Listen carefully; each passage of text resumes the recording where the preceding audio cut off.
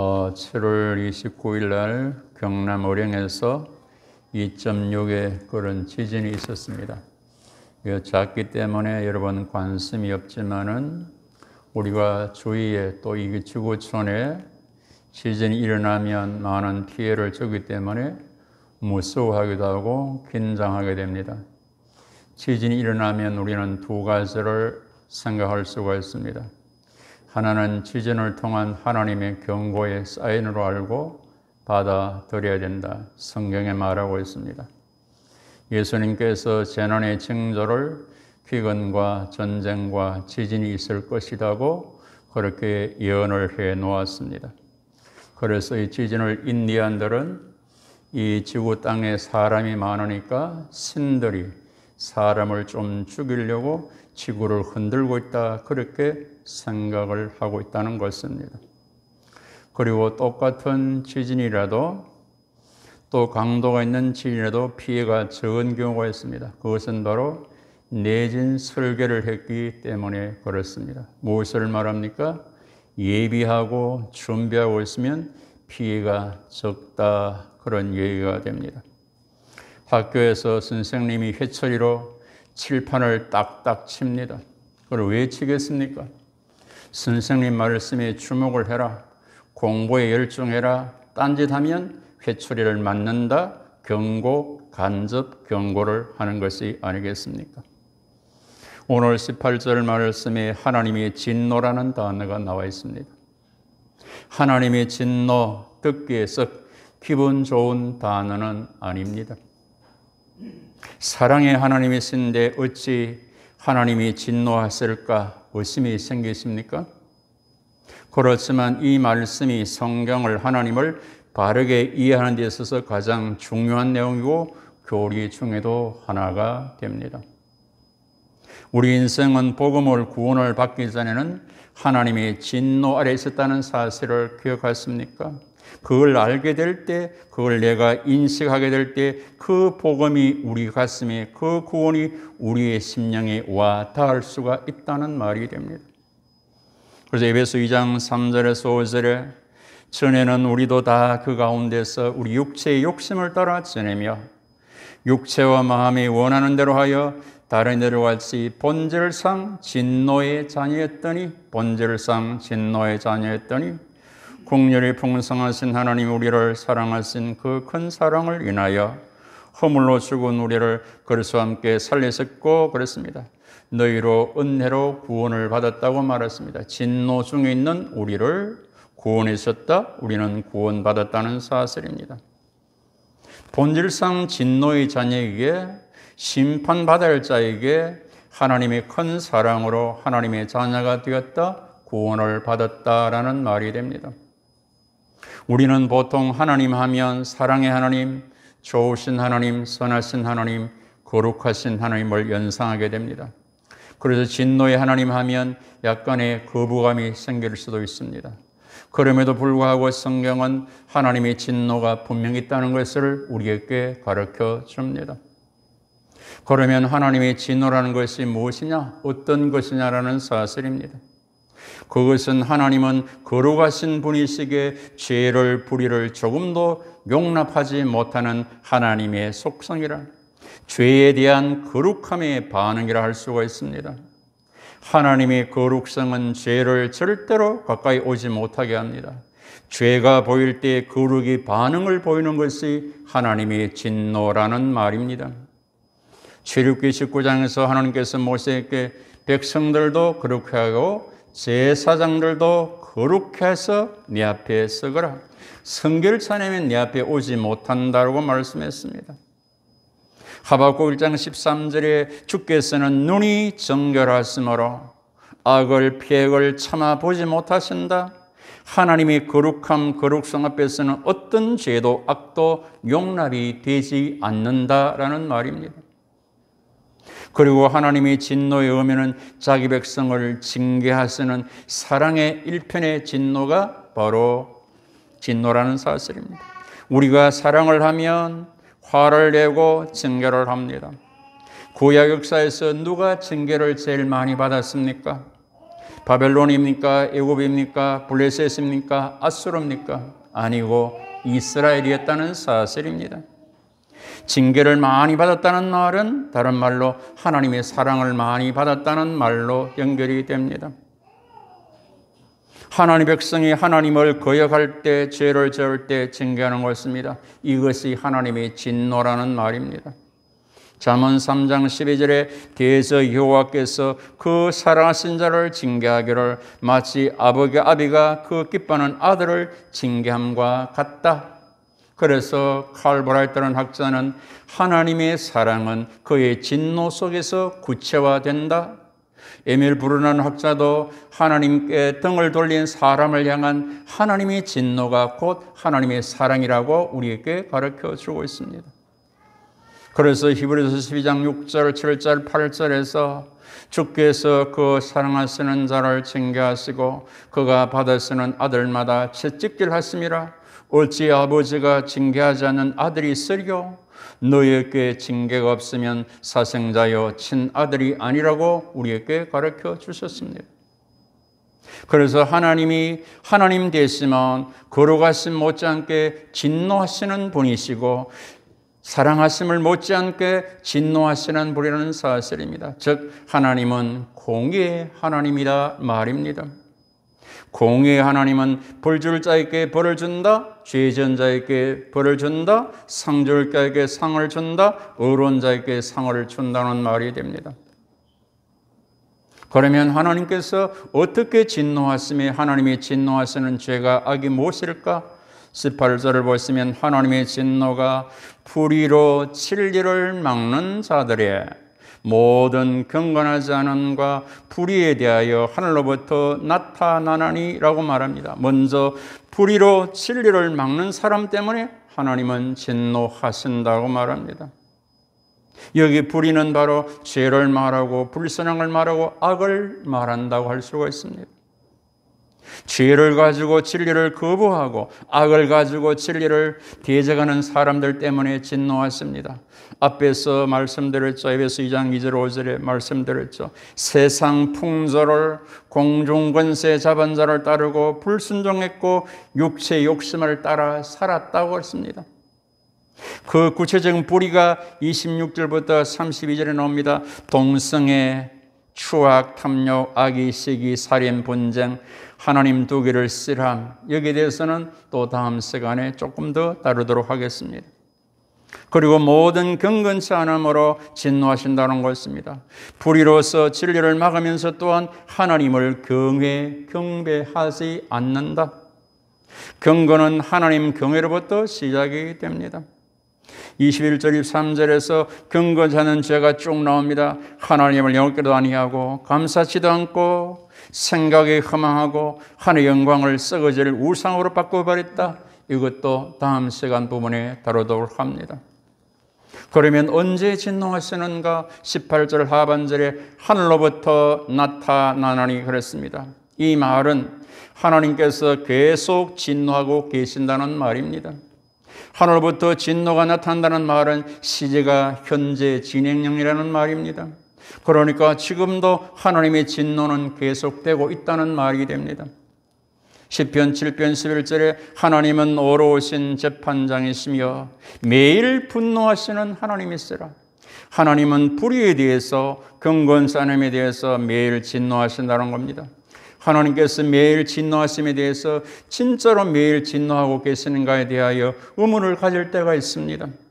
하나님께서 매일 진노하신다면 그 구체적 증거는 무엇일까? 죄 짓고 악랄한 사람들이 저렇게 잘 먹고 잘 살고 있지 않는가? 하나님의 진노하심이 어디 있고라고 의심할 때가 있죠. 하나님의 진노하심이 구체적으로 우리 눈에 별로 보이지 않기 때문에 그렇죠. 선하게 하나님 뜻대로 정직하게 살려오는 사람들이 오히려 더 고난을 당하고 고생을 하는 것 같고, 정말 하나님의 진노가 하늘로부터 내린다면 무시할 수 없는 사람들이 저렇게 건재하고 떵떵거리면서 잘 살고 있지 않습니까? 무고한 피를 흘리던 독재자들, 수많은 영혼을 죽이는 이단들, 불의로 재산을 축적한 사람들이, 오래 사는 사람들을 보면서 정말 하나님의 진노가 있는가 의문이 들 때도 있을 것입니다. 이 말씀 앞에서 성경에 나오는 것처럼 노아 홍수 물심판이 있고, 소돔 고모라처럼 불심판이 있고, 아나리아 삽비라처럼 적사를 시키고, 고라 일당과 같이 땅이 갈라져 삼키고 불이 나와서 태워버리는 것이 현실적으로 너무나 우리 눈에 보이는 게 적기 때문에 이 말씀을 믿지 않는 그런 경향이 있습니다. 그래서 전도서 8장 11절에 악한 일에 관한 징벌이 속히 실행되지 않으므로 인생들이 악을 행하는 데 마음이 담대하도다. 적극적으로 벌을 안 받으니까 악을 행하는 데 담대하다고 말했습니다. 정말 하나님께서 매일 매 순간 우리에게 본때를 보여주시면 좋겠는데 그렇게 하시지 않으니까 우리가 의구심을 가지게 되고 악을 행하게 되는 것입니다. 그런데 이 의구심이 잘못되었다는 것을 우리는 아셔야 합니다.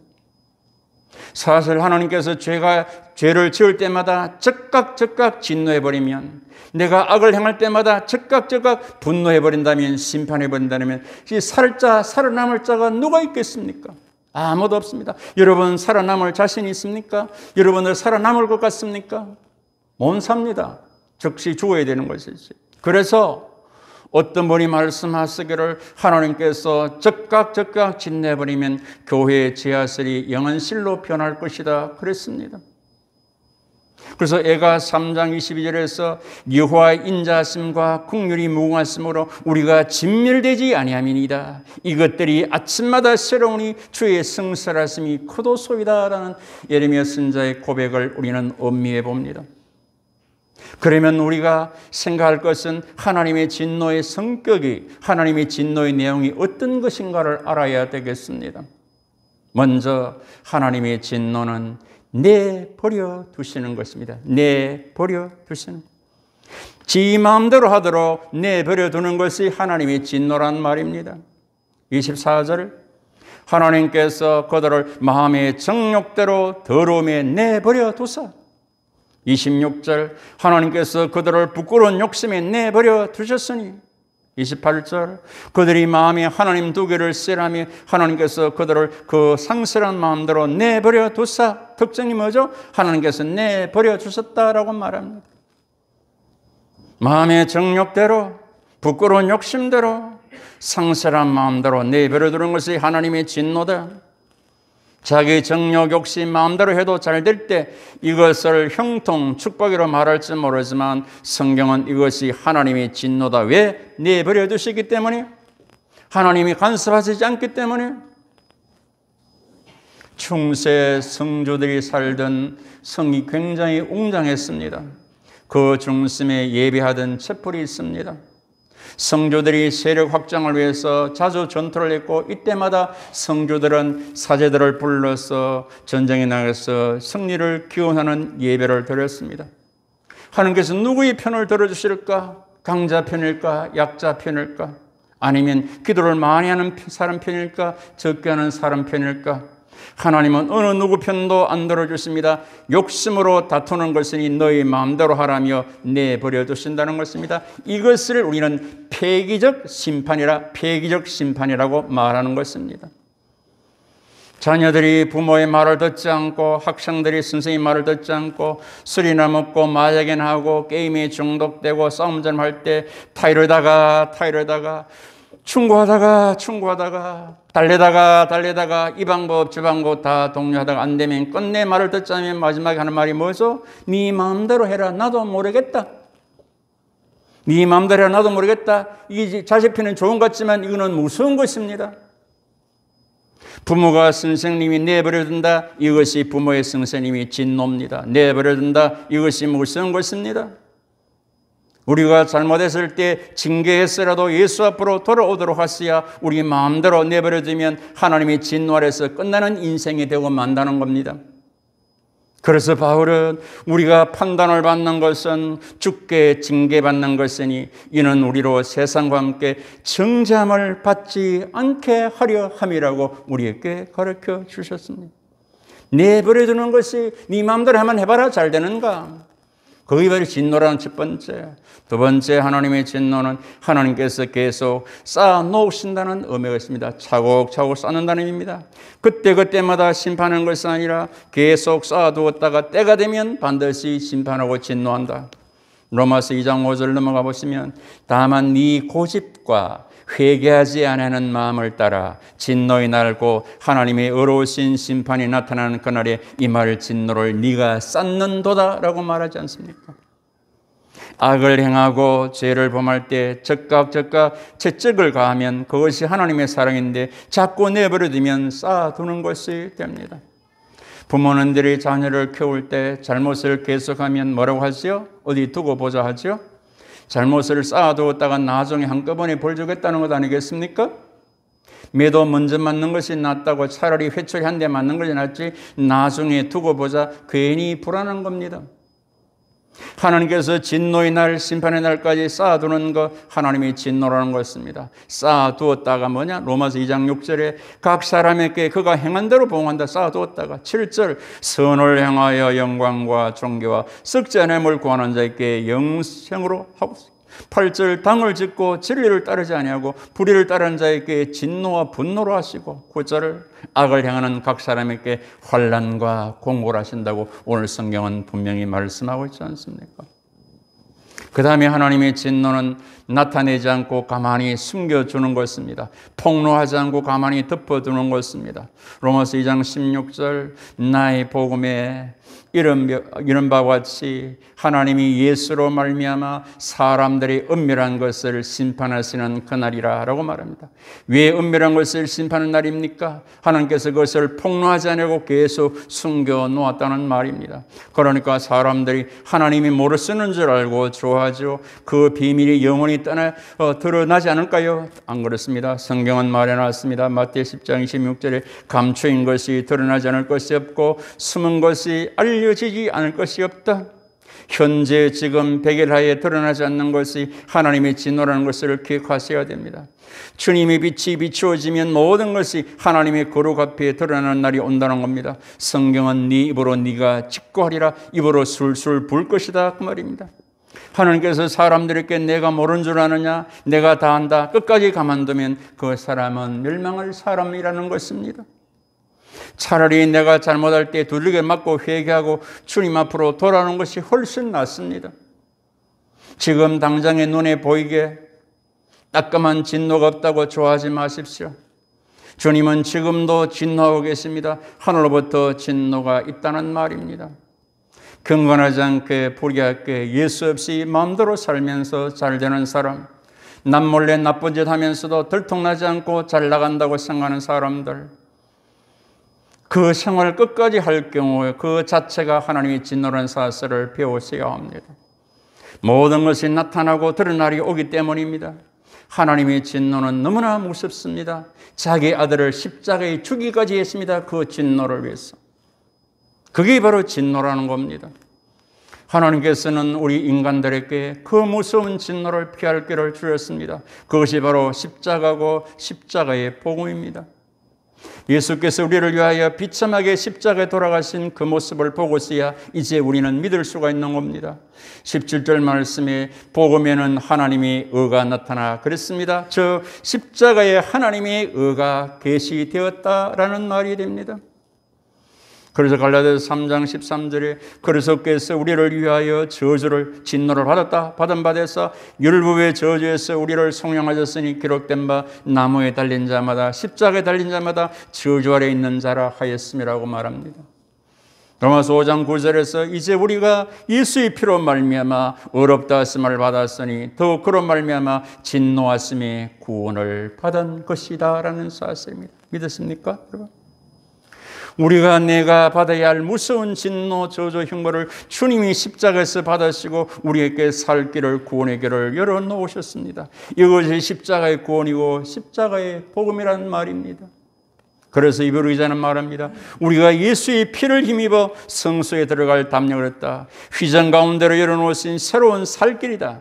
휘장은 예수의 육체다. 예수의 피 뿌림을 받아 참마음과 온전한 믿음으로 나아가자. 오늘도 예수님께서 십자가를 통해서 살 길, 새로운 길을 냈습니다. 그래서 예수의 십자가 피가 네 마음이 있을 때 그 참마음이 되고 그것이 온전한 믿음이 되어진다라는 말입니다.